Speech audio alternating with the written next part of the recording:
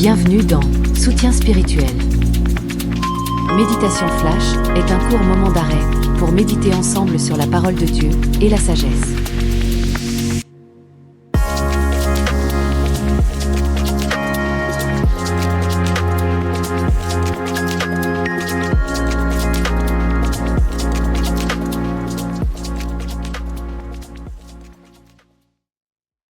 Gardez une bonne attitude.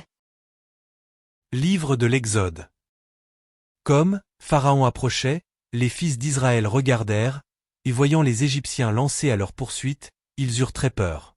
Et ils crièrent vers le Seigneur. Ils dirent à Moïse: L'Égypte manquait-elle de tombeaux, pour que tu nous aies emmenés mourir dans le désert? Quel mauvais service tu nous as rendu en nous faisant sortir d'Égypte.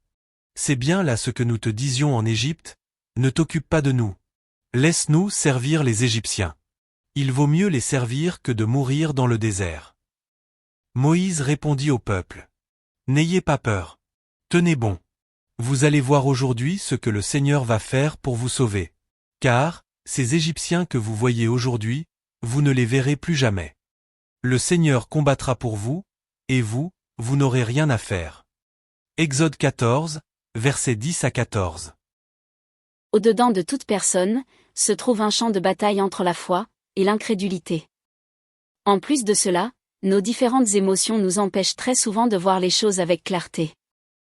Dans cette confrontation interne, entre la lumière et les ténèbres, entre l'espoir et le désespoir, l'ennemi suscite en nous l'effroi, un sentiment de peur, pour nous faire douter.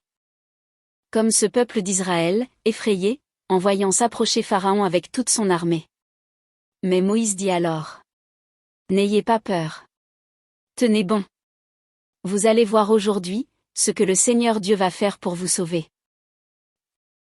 Ainsi, nous voyons comment Dieu a sauvé son peuple des mains des Égyptiens. Comme nous voyons également comment il a délivré certains de ses serviteurs qui se trouvaient aux portes de la mort. Dans le livre de Daniel, les trois jeunes, Shadrach, Meshach et Abed-Négo, sont menacés par le roi d'être jetés dans la fournaise de feu, s'ils n'adorent pas la statue d'or.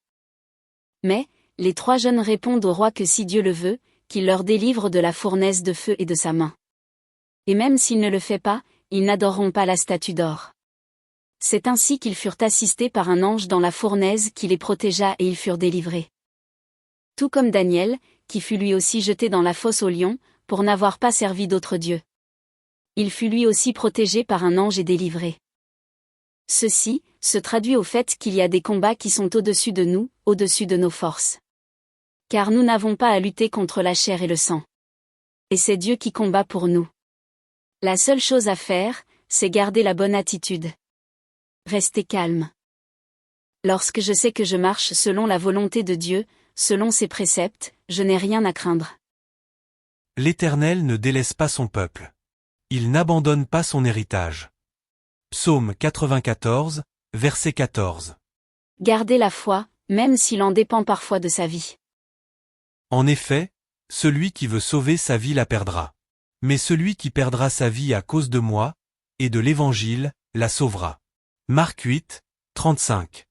La peur est l'arme favorite que l'ennemi utilise pour nous faire perdre pied. Comment faire face à la peur, à la menace grandissante, aux intimidations, à la pression? Comme Daniel, comme Shadrach, Meshach et Abed-Négo. Restez calme. Restez ferme. Tenir bon. Ne pas céder à la pression. Ne pas laisser le diable prendre le contrôle de la situation, ou de mon esprit. Ainsi, face aux montagnes, face aux situations impossibles, je dois me rappeler de cette parole du Seigneur.